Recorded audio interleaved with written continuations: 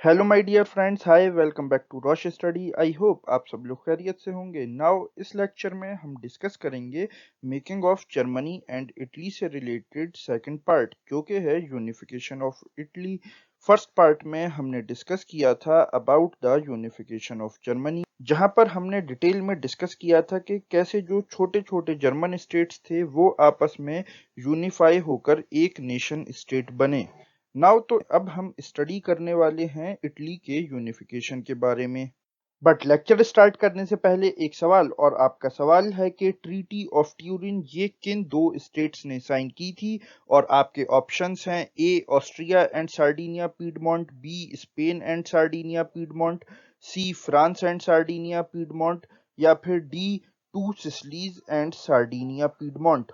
Comment section आपका है इसका राइट आंसर, वहां पर लिखें। 10th और 12th से रिलेटेड और वेरियस एमसीक्यूज के लिए आप हमको फॉलो कर सकते हैं ऑन ट्विटर एंड इंस्टाग्राम। और इस सवाल का राइट आंसर जानने के लिए आप बने रहें हमारे साथ। So stay with us because there is a lot to know, a lot to discuss. So let's start. Germany की तरह इटली भी सियासी उठापटक की एक लंबी हिस्ट्री अपने साथ रखता है, और जब हम प्रेजेंट इटली को देखते हैं तो इटली हमेशा से ऐसा नहीं दिखाई देता था, बल्कि ये बटा हुआ था इन सेवरल डायनेस्टिक स्टेट्स, जैसे कि मल्टीनेशनल हैब्सबर्ग एम्पायर, जो कि ऑस्ट्रिया का एक बहुत बड़ा एम्पायर हिस्ट्री में गुजरा है। जब हम 19th सेंचुरी के मिडिल में देखते हैं तो उस टाइम पर इटली डिवाइडेड था इनटू 7 स्टेट्स, और जिसमें से सिर्फ एक स्टेट इटालियन प्रिंस के अंडर में था, जिसका नाम था सार्डिनिया पीडमोंट।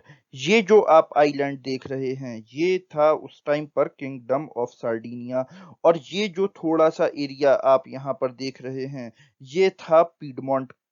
तो 19th सेंचुरी के मिडिल तक हम ये देखते हैं कि सिर्फ यही दो रीजन्स बचे थे जिनको के इटालियन प्रिंसली हाउस गवर्न कर रहा था, जिससे के बिलोंग करते थे विक्टर इमैनुअल सेकंड। नाउ तो जब हम मोटे तौर पर बात करते हैं मिड ऑफ 19th सेंचुरी की, तो उस टाइम पर इटली डिवाइडेड था इन 3 पार्ट्स, जिसमें कि ये जो नॉर्थ ऑफ इटली का पार्ट था इसको गवर्न कर रहा था ऑस्ट्रियन हैब्सबर्ग एम्पायर। देन ये जो सेंट्रल इटली का आप पार्ट देख रहे हैं इसको गवर्न करते थे पोप। और ये जो आप इटली का साउथ पार्ट देख रहे हैं इसको गवर्न कर रहा था Spain under the rule of Bourbon dynasty. ये फ्रांस की बोरबोन डायनेस्टी से अलग डायनेस्टी थी, जो कि उस टाइम पर स्टेब्लिश थी इन स्पेन। यानी कि जो ओरिजिनल इटालियन हाउस था उसके पास नॉर्थ में सिर्फ इतना सा एरिया था, और दूसरा था उनके पास इटली के मेन लैंड से बाहर ये आइलैंड जिसको बोलते थे सार्डिनिया, और प्रेजेंट में इसको बोलते हैं सार्डेगना। देन हमने प्रीवियस लेक्चर्स में डिस्कस किया था कि जो रेवोल्यूशनरी अपराइजिंग्स थी इन 1831 एंड इन 1848 वो पूरी तरीके से सक्सेसफुल नहीं हो पाई थी, और जो सार्डिनिया पीडमोंट के रूलर थे किंग विक्टर इमैनुअल सेकंड, उन पर भी यहाँ पर प्रेशर बढ़ रहा था इटली को यूनिफाई करने का थ्रू द वॉर। बिकॉज इस रीजन का जो रूलिंग एलीट क्लास था वो यहाँ पर एक पॉसिबिलिटी ये देख रहा था कि जो यूनिफाइड इटली है वो इस रूलिंग एलीट को ज्यादा डोमिनेंस प्रोवाइड करेगा in the field of economic development and politics. Then आगे क्या होता है, आगे हम ये देखते हैं कि कैवर जो कि चीफ मिनिस्टर थे ऑफ सार्डिनिया पीडमोंट, इनके अंडर में एक मूवमेंट खड़ा होता है। यानी कि ये एक मूवमेंट को लीड करते हैं, और बेसिकली जिसका एम था यूनिफाई करने का पूरे इटली को। अच्छा, ये जो चीफ मिनिस्टर कैवर थे ये ना तो रेवोल्यूशनरी थे और ना ही डेमोक्रेट, बट ये एक बहुत ही वाइज इंसान थे जो कि फ्रांस के साथ मिलकर एक टैक्टफुल डिप्लोमेटिक अलायंस डेवलप करते हैं, जहां पर ये फ्रांस की हेल्प मांगते हैं against the Austrian forces to defeat them, जो कि उस टाइम पर रूल कर रही थी in the northern part of Italy. और इस मिलिट्री असिस्टेंस के एक्सचेंज में फ्रांस कैवर से डिमांड करता है दो टेरिटरीज जो कि थी काउंटी ऑफ नाइस और ड्यूकी ऑफ सेवॉय। यानी कि जो विक्टर इमैनुअल सेकंड थे उनकी तरफ से कैवर यहाँ पर ये बोलते हैं कि अगर हम जीत जाते हैं तो ये दोनों एरियाज हम आपको दे देंगे, आपको गिफ्ट कर देंगे। तो इसके रिजल्ट में हम ये देखते हैं कि सार्डिनिया के किंग जब हमला करते हैं with the help of France in 1859, यहाँ पर वो डिफीट दे देते हैं ऑस्ट्रियन फोर्सेस को। देन इन 1860 जो दोनों टेरिटरीज थे जो कि सार्डिनिया से डिमांड किए थे फ्रांस ने, वो उनको दे दिए जाते हैं। और इस अलायंस के नतीजे में नॉर्थ ऑफ इटली पर सार्डिनिया का कब्जा हो जाता है।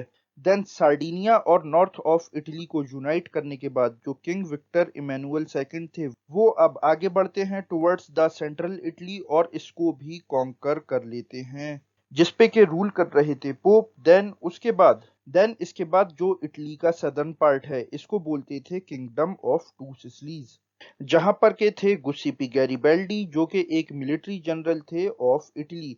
ये ज्वाइन कर लेते हैं रेगुलर ट्रूप्स को अपने आर्म्ड वॉलंटियर्स के साथ। तो जब 1860 में इटालियन फोर्सेस दाखिल होती हैं in the kingdom of two Sicilies, तो यहाँ पर जो लोकल पीजेंट्स थे वो भी सपोर्ट करने लगते हैं to these Italian forces against the Spanish rulers, इनको यहाँ से बाहर निकालने के लिए। और फाइनली हम ये देखते हैं कि किंगडम ऑफ टू सिसिलीज भी कॉन्कर कर लिया जाता है by the king Victor Emmanuel second and in 1861। और फाइनली हम ये देखते हैं कि 1861 आते आते इटली पूरी तरीके से यूनाइटेड हो जाता है और जो किंग विक्टर इमैनुअल सेकंड थे उनके किंग बनने का ऐलान हो जाता है। तो ये था whole lecture about the unification of Italy. मैं आशा करता हूँ यहाँ पर आपको काफ़ी कुछ समझ में आया होगा, ये लेक्चर आपको काफ़ी इंटरेस्टिंग लगा होगा।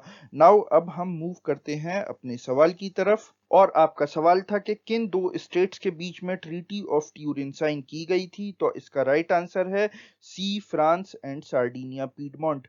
अभी पीछे जिस डिप्लोमेटिक अलायंस के बारे में हमने डिस्कस किया जो कि इंजीनियर्ड किया गया था बाय द कैवर, जिसके अकॉर्डिंग फ्रांस ने सार्डिनिया पीडमोंट को मिलिट्री असिस्टेंस प्रोवाइड की थी, तो इस असिस्टेंस के एक्सचेंज में फ्रांस को जो दो टेरिटरीज दी गई थी, county of Nice and duchy of Savoy, वो 1860 में दी गई थी according to the treaty of Turin.